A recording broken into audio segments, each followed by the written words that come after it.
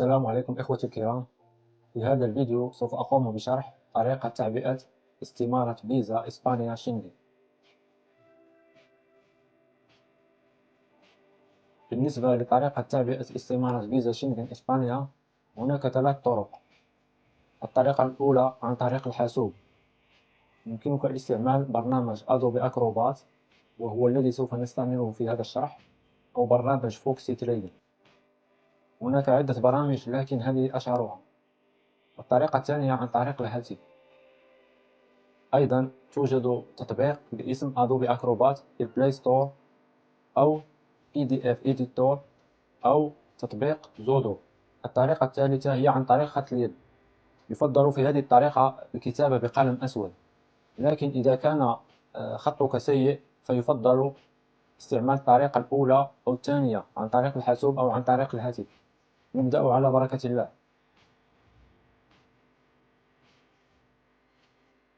نبدأ الآن بتعبئة الاستمارة الخاصة بنا.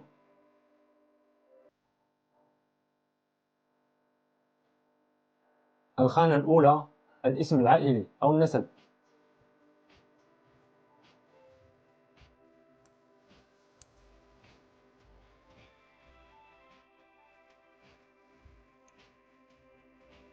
الخانة الثانية خاصة إذا كان لديك اسم ثاني. عادة أغلب الدول العربية لديها فقط الاسم العائلي والاسم الشخصي. الخانة الثالثة الاسم الشخصي الخاص بك.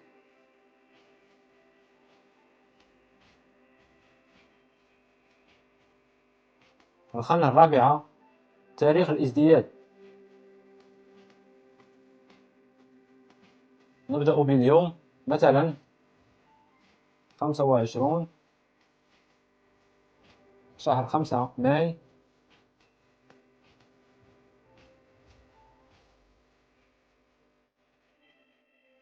الخانة الخامسة المدينة التي أنت مزداد بها.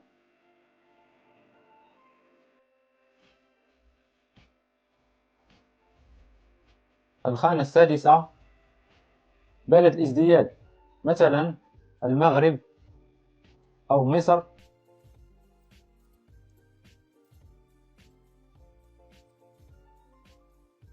الخانة السابعة بلد الجنسية الخاصة بك.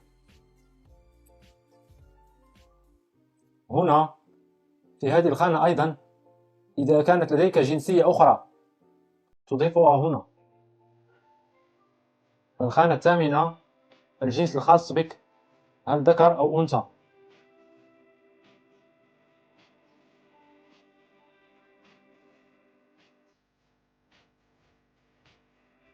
الخانة التاسعة الحالة الاجتماعية، أعزب أو متزوج أو مطلق على سبيل المثال. نقوم بوضع علامة في الخانة التي تخصنا. الخانة العاشرة هذه تخص إذا كانت هذه الاستمارة خاصة بشخص قاصر. في هذه الحالة يجب إضافة ولي الأمر للشخص القاصر، الاسم والنسب لولي أمره مع العنوان الكامل والإيميل الخاص به ورقم الهاتف والجنسية التي يملكها. الخانة رقم 11 هذه الخانة تخص رقم الهوية الخاصة بك.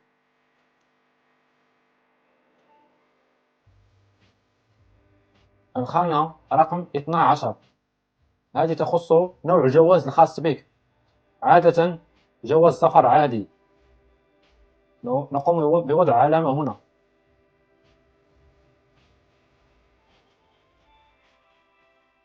الخانة رقم 13 هذا رقم جواز سفرك.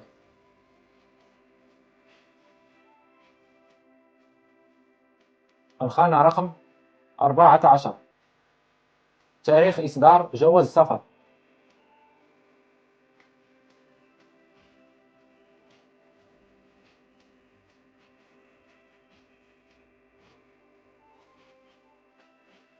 الخانة رقم 15 تاريخ انتهاء صلاحية جواز السفر.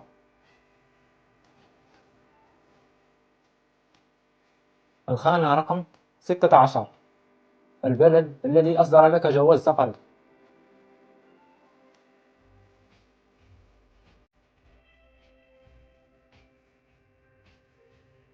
الخانة 17 و18 تخص إذا كانت لديك أقارب لديهم جنسية أوروبية.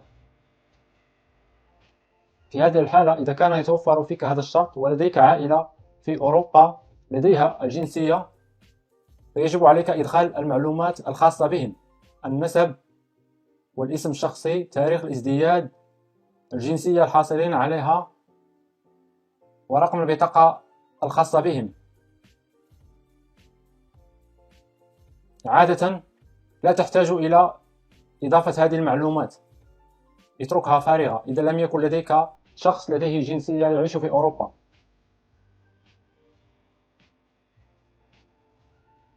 الخانة رقم 19، هنا تكتب العنوان الخاص بك مع الإيميل. مثلا نكتب هذا العنوان على سبيل المثال.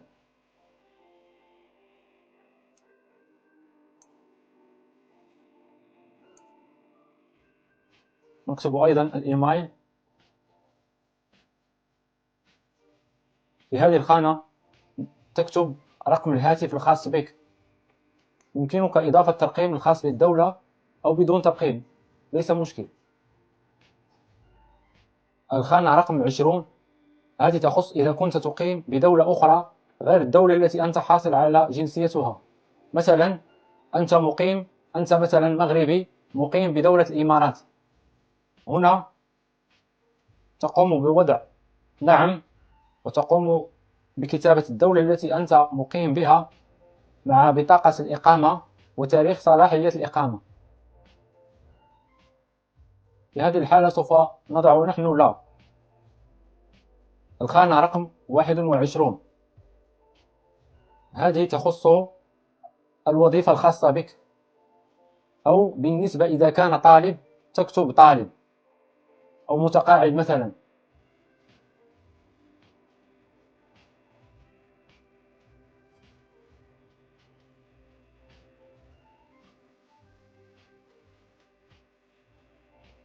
هنا الخانة رقم 22، هذه تخص الشركة التي أنت تشتغل بها مع العنوان الخاص بها. إذا كنت طالب فقم بكتابة المؤسسة أو المدرسة التي تدرس بها مع العنوان الخاص بها ورقم الهاتف.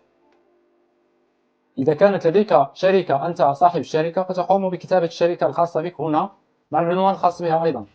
مثلا أنا أشتغل على سبيل المثال في هذه الشركة IBM، العنوان مثلا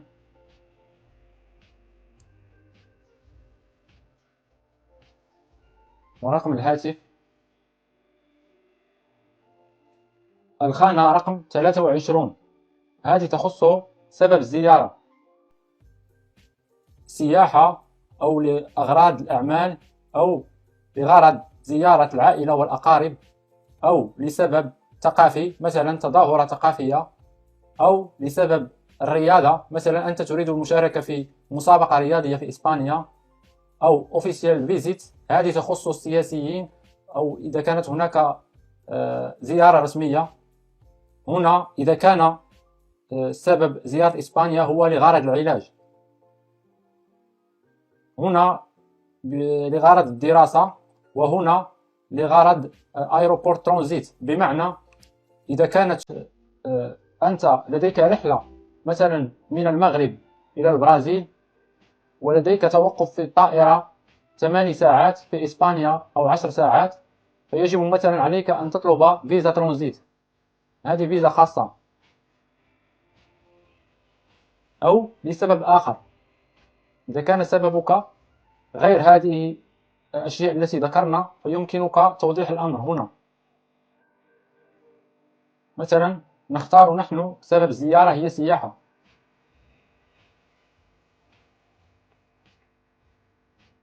هنا توضيح بخصوص سبب الزيارة،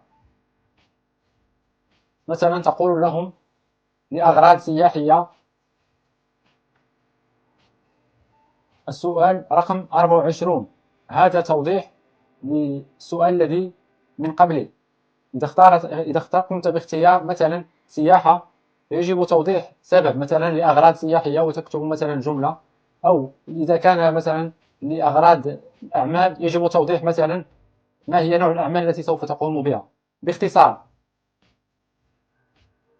السؤال رقم 25 و 26 هنا يخص الوجهة التي أنت تريد زيارتها، في هذه الحالة فهي إسبانيا.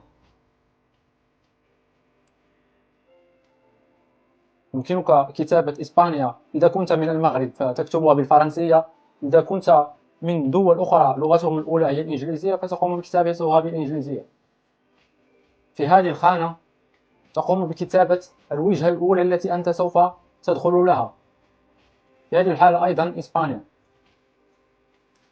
السؤال رقم 27 هذا يخص نوع التأشيرة التي تريدها، تأشيرة دخول واحد، أو تأشيرة دخول مرتين، أو تأشيرة دخول متعدد.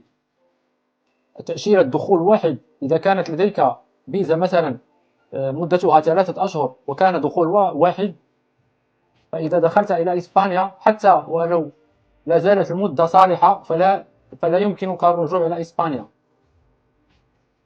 أنصح باختيار الاختيار ملتيبل إذا كنت تريد الدخول والرجوع إلى إسبانيا عدة مرات.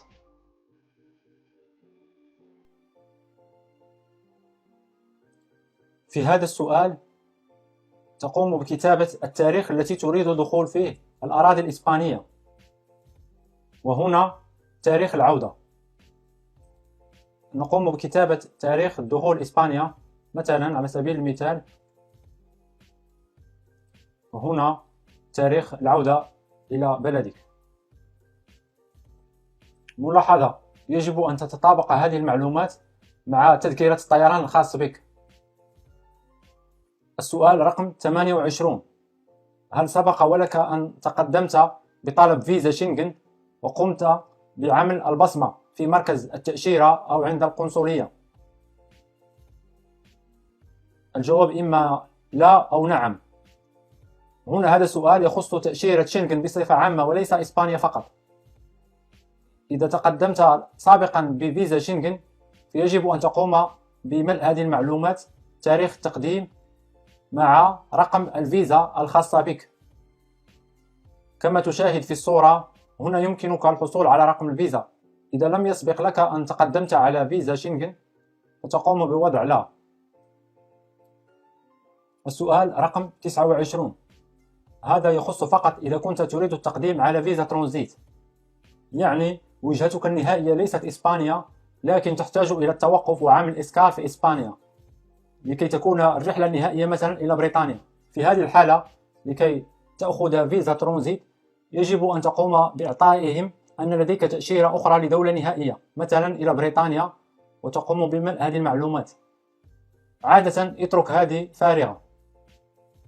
السؤال رقم 30 هنا تقوم بكتابة اسم الفندق الخاص بك والعنوان في هذه الخانة، أو إذا قام بدعوتك شخص مقيم بإسبانيا تقوم بكتابة الاسم الكامل الخاص به هنا. في هذه الحالة قمنا بحجز فندقي، نقوم بكتابة اسم الفندق مثلا على سبيل المثال هنا مثلا العنوان الخاص بالفندق، أو إذا قام بدعوتك شخص ما تقوم بإضافة العنوان الخاص به هنا. في هذه الحالة لدينا حجز فندقي، سوف نقوم بكتابة العنوان الخاص بالفندق. نقوم بإضافة أيضا الإيميل الخاص بالفندق الذي قمنا بالحجز معه. هنا رقم الهاتف الخاص بالفندق. السؤال رقم 31 هذا يخص إذا قامت بدعوتك شركة ما، مثلا تريد الحضور لمؤتمر في إسبانيا وقامت شركة ما بدعوتك، هنا تقوم بإضافة المعلومات الخاصة بالشركة والعنوان ورقم الهاتف. عادة اتركها فارغة إذا كانت أسباب زيارتك لإسبانيا هي لأغراض سياحية. السؤال رقم 32 هذا السؤال يخص كيف سوف تقوم بدفع تكاليف هذا السفر. يوجد حالتين: إما أن تقوم بدفع تكاليف السفر لنفسك هنا في هذه الخانة، أو من قبل شخص ما أو شركة ما. إذا كنت أنت من سوف تقوم بدفع هذه تكاليف هذا السفر لإسبانيا، تقوم بوضع علامة هنا تقوم باختيار الوسائل التي سوف تستعمل لكي تقوم بدفع تكاليف هذا السفر، مثلا عن طريق الكاش، أو عن طريق شيك، أو كريدت كارد، بطاقة بنكية لديك، أو عن طريق لديك حجز فندقي قمت بدفع تكاليفه مسبقا، ولديك وسائل نقل مثلا حجز طيران مسبق الدفع، تقوم باختيار هكذا. هنا يخص إذا كان شخص ما قام بدفع تكاليف أو سوف يضمنك للسفر إلى إسبانيا ودفع تكاليف هذا السفر. إذا كانت شركة ما تقوم بكتابة اسم الشركة، أو إذا كان ولي أمرك مثلا كنت أنت فقط طالب ليس لديك عمل، تقوم بكتابة اسم ولي الأمر الخاص بك هنا، مع اختيار كيف سوف يقوم بدفع تكاليف هذا السفر. ننزل إلى الأسفل قليلا، لم يتبقى الكثير، تقريبا خانتين فقط. هنا نقوم بكتابة تاريخ تقديم الفيزا مع المكان، مثلا تاريخ تقديم على سبيل المثال يوم، مكان تقديم مثلا الدار البيضاء، أو أينما كانت المدينة التي سوف تقدم فيها على فيزا إسبانيا. هنا تقوم بوضع الإمضاء الخاص بك هنا في هذه الخانة.